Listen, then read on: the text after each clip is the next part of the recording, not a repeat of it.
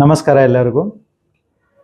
ಇವತ್ತೊಂದು ನನ್ನ ಪೇಷಂಟ್ ಬಗ್ಗೆ ನಾನು ಮಾತಾಡ್ಬೇಕಂತೀನಿ. ನನ್ನದೊಂದು hypertension, high B P ಉಳ್ಳುವ ಪೇಷಂಟ್ ಒಬ್ಬರು, ತುಂಬ ಕಡಿಮೆ ವಯಸ್ಸವ್ರಿಗೂ, 28 ವಯಸ್ಸಲ್ಲಿ ಬಿ ಪಿ ಬಂತು. ಅವರು ಒಂದು 6 ತಿಂಗಳಿಂದ ನನ್ನ ಹತ್ರ ಟ್ರೀಟ್ಮೆಂಟ್ ತಗೋತಾ ಇದ್ದಾರೆ.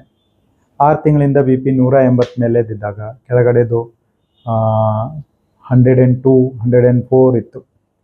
ಅವಾಗೊಂದು ಟ್ಯಾಬ್ಲೆಟ್ ಸ್ಟಾರ್ಟ್ ಮಾಡಿದೆ, ಅವ್ರಿಗೆ ಕೌನ್ಸಿಲಿಂಗ್ ಮಾಡಿದೆ. ಬಿಕಾಸ್ ತುಂಬ ಹೈ ಇದ್ದರೆ ಟ್ಯಾಬ್ಲೆಟ್ ಸ್ಟಾರ್ಟ್ ಮಾಡಿಬಿಟ್ಟಿದ್ದೆ ಅವ್ರಿಗೆ.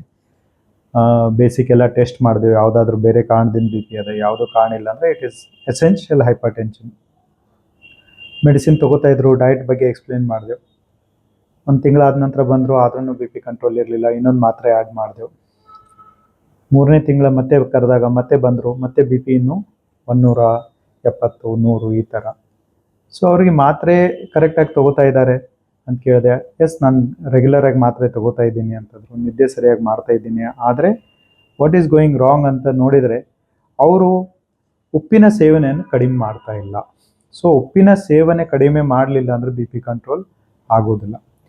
ಯೂಶ್ವಲಿ ಯಾಕಿದು ಅರಿವು ಆಗೋದಿಲ್ಲ ಉಪ್ಪಿನ ಸೇವನೆ? ಯೂಶ್ವಲಿ ಉಪ್ಪು ಕೆಲವೊಬ್ರು ಏನು ತಿಳ್ಕೊತಾರೆ, ನಾ ಮೇಲಿಂದ ಉಪ್ಪು ತೊಗೊಂಡಾಗ ಅಷ್ಟೇ ಉಪ್ಪು ಹೆಚ್ಚಿಗೆ ತಿಂದಾಗಂತ.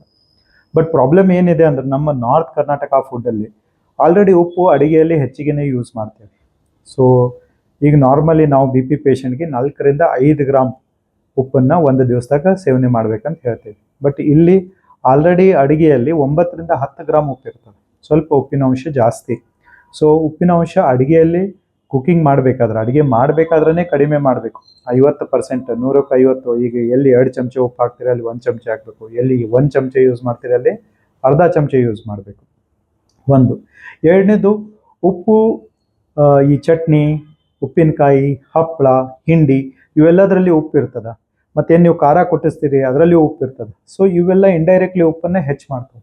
ಇವೆಲ್ಲದನ್ನು ಕಡಿಮೆ ಮಾಡಬೇಕು. ಹಣ್ಣಿನ ಸೇವನೆ ಹೆಚ್ಚು ಮಾಡಬೇಕು ಬಿ ಪಿ ಕಂಟ್ರೋಲ್ ಆಗಬೇಕಾದ್ರೆ. ಈ ಥರ ನಾವು ಉಪ್ಪು ಕಡಿಮೆ ಮಾಡೋದ್ರಿಂದ ಬಿ ಪಿ ಕಂಟ್ರೋಲ್ ಆಗ್ಬೋದು. 4ನೇ ತಿಂಗಳ ಅವರು ಉಪ್ಪಿನ ಅಂಶ ಕಡಿಮೆ ಮಾಡಿದಾಗ ಅವ್ರ ಬಿ ಪಿ ಅದೇ ಮಾತ್ರೆಗೆ ಕಡಿಮೆ ಆಯಿತು. ಇದೊಂದು ಜಸ್ಟ್ ಸಿಂಪಲ್ ಎಕ್ಸಾಂಪಲ್, ಹೇಗೆ ನಮ್ಮ ಡಯಟನ್ನು ನಾವು ಮಾಡಿಫೈ ಮಾಡಿ ನಮ್ಮ ಡಿಸೀಸನ್ನು ಕಂಟ್ರೋಲ್ ಮಾಡ್ಬೋದು ಅಂತ. Thank you.